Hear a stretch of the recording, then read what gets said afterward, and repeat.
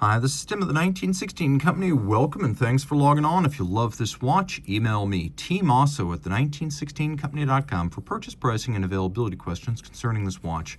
The watch we're discussing today was launched in 2007 and it will always hold a special place in Bethune history because it was the first sports watch created by the brand out of Lauberson. At that point, only 5 years old, the company decided to case its new sports watch in a form factor that bears no resemblance to what came before and no resemblance to what came after. They are unique watches. They stand apart and they offer a lot of value.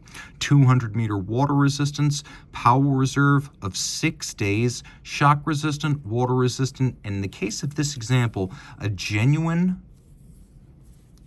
pre-production prototype, as you can see right here. So while the DB22 Power Reserve in my hand is a rare model overall, it is also true that this may be unique among 22s. Now in rose gold, it's a big watch, 48 millimeters in diameter, but don't be fooled by that. It's actually quite thin, thinner than a Daytona, and by some margin. 11.5 millimeters thick, the watch is 52.5 lug-to-lug with a 26 millimeter spacing between the lugs. Now I can actually wear this watch because the lug-to-lug is not what you would expect it to be for something that has a diameter of almost 50 millimeters. And when it's on my wrist, it looks and feels fine to me. Comfortable, well-seated, definitely the limit of what's possible. But as you can see, my arm's not actually that small and my hand is actually quite large. So if your wrist is around the size of mine, as long as it's flat across the top, I think you're gonna find that this is actually a decent match, especially since it is a sports watch. Now it's very heavy, and I should mention that it's got a substantial matching buckle. At DB22, buckles are generally designed to match the lug, and so you can see this little dual plane lug profile matches the step of the lug. So there it is right there. There it is again, always symmetrical at DB22. There's sort of a built-up aesthetic, as though the watch were constructed from Meccano, Erector Set, or Lego Technic. And it's a very fascinating look, especially with the unbranded crown. It's got a little bit of a tinge of antiquity to it, but this is where David Zanetta and Denis Flageolet, founders of the company, decided they were going to try to do something very unusual that didn't really match the early watches and was sort of a test balloon for where watches might go. And I think ultimately this watch appeals to those who don't love the DB22 aesthetic, but do love the DB22 standards of engineering and quality control. So this one is for you. If you don't necessarily love the space age look of a DB28, you're gonna love something like this. We've got a screw down crown that gives us 200 meters of water resistance and then several different finishes. You can see here we have satin, we have media blast, and then we have polish. And you can see particularly the outer facet of the bezel has been media blasted with individually blued screws. The dial also features fired blue titanium, both for the hands and for the dial features themselves. DB22 making case, dial, and movement in-house, so they control the process, including for making the hands. You can see that we have a deeply dished and stepped dial. We have sort of a sector outboard for reading the minutes, and then inboard Arabic numerals, the little hour markers. You can see each hour, every other hour has been marked.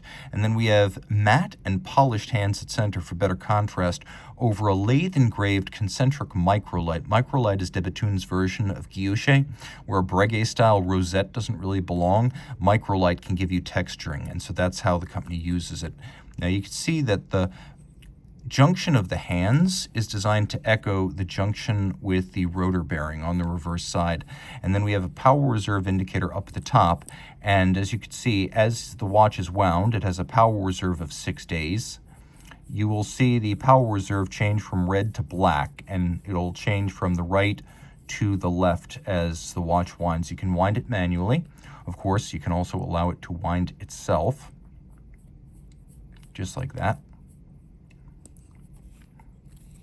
And then turning it all over, you can see more fired blue, again in the matte aesthetic. Fired blue means fired blue titanium. The double barrels, you can see them under their mono bridge. We have a combination of satination, snailing, media blast, and polish. You can see polish on all the screw heads. 1, 2, 3 shock protection springs, that's called triple parachute. It's there for durability, but also to improve timekeeping. Denis Flageolet in 2006 patented this quadruple spring rotor brace. It is shock protection for the rotors. The rotor can have a large diameter, rudder without a risk of it torquing side to side. It's just going to turn. We have a massive precious metal mass on the end to ensure that this is a very efficient winding system. And then you can see we've got 12 anti-friction stones, each a synthetic ruby, 3 per spring, to ensure that when the rotor does contact the springs, friction is kept to a minimum. It's a 4 hertz beat rate. You can see that we've got a balance constructed of platinum bulbs and a titanium yoke. It's patented by de Bethune. It is their own proprietary design, one of at least 10 patented by Denis. And the idea is to minimize the effect of temperature on timing, maximize the percentage of total mass in the rim, and reduce the effect of aerodynamic drag on timing. We also have a proprietary flat hairspring shaped by hand that breathes concentrically. A landmark model and a bit of a design departure for de Bethune. These are highly collectible as they are, also highly swimmable as 200-meter watches, but this prototype is the only one of which I am aware. Reach out to Team Mosso at the 1916company.com for purchase and pricing details.